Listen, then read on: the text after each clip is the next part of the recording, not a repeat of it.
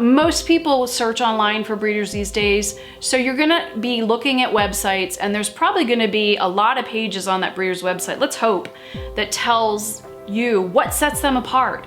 Ours is so detailed, and I find that a lot of my clients wanna know this stuff, and the more they dig into it, the more they realize the stuff they should have asked about a breeder that they didn't even think about.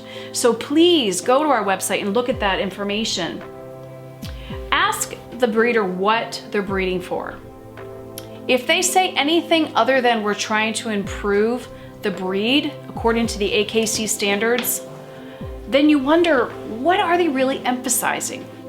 Are they emphasizing just color? Sometimes breeders will just emphasize color and then they're not putting emphasis on genetic clearances.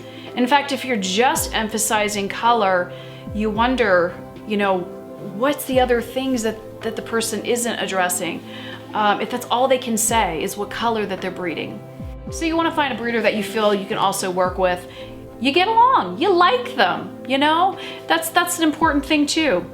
Why go to a breeder that shows their dogs? I'll tell you 2 reasons. One is they are accountable to everybody in the breed clubs.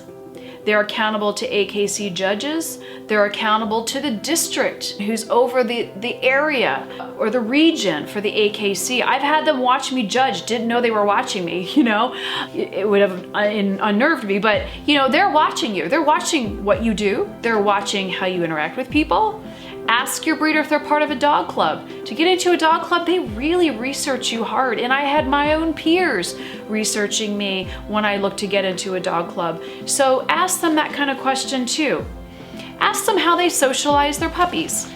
To be honest with you, there's sometimes that I feel that people professional breeders try to raise too many litters on their own too even.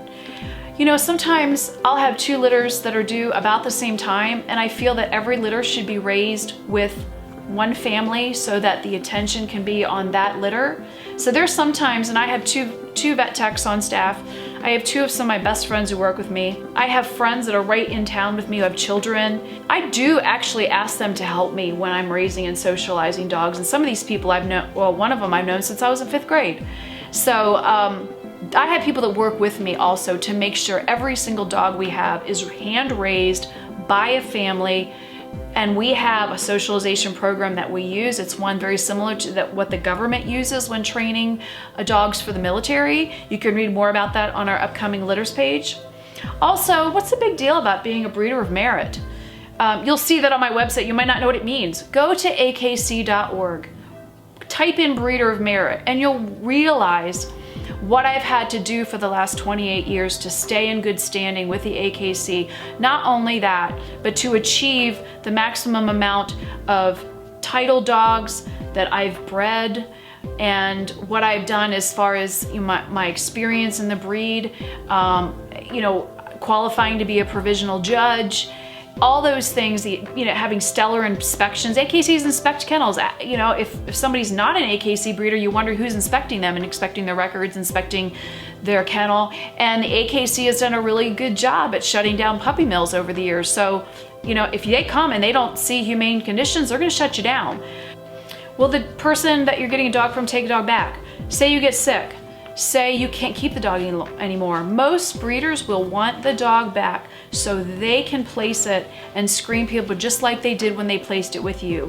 They want to make sure that their dog goes to the right family. They might even want to take it back and keep it. I've had dogs that have come back to me and I've been like, wow, why did I send that show dog to a pet home? So sometimes we kept them.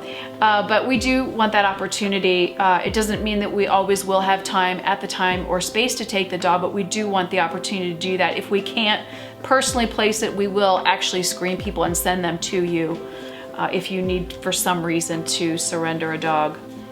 Nowadays, any reputable breeder will sell all their dogs on a limited registration. That means not everybody who gets that dog can register pups out of that dog as AKC registered, meaning not everybody can just go and breed that dog. Years ago, the AKC, I think it's 15 years now that breeders can actually designate a dog full or limited registration. It was scary because that's when you had a lot of people just breeding a litter of Labradors because it was the most popular breed in the country, and they could sell them, and they weren't necessarily doing any clearances or screening for temperament or anything like that. Now, we as breeders, we want to make sure if somebody gets a full registration that they're going to be under our mentorship as far as all the clearances that they need to do for that dog before they breed it. Even if we've done clearances on the parents, you still have to clear the offspring, and also to help them in their breeding choices down the road should they decide to do that. So we sell all of our dogs on limited registration unless we know you, unless we've screened you very much.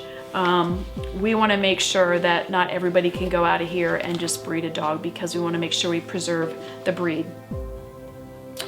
Also, ask about the pedigree. A lot of people say, why should I care about the pedigree of a dog?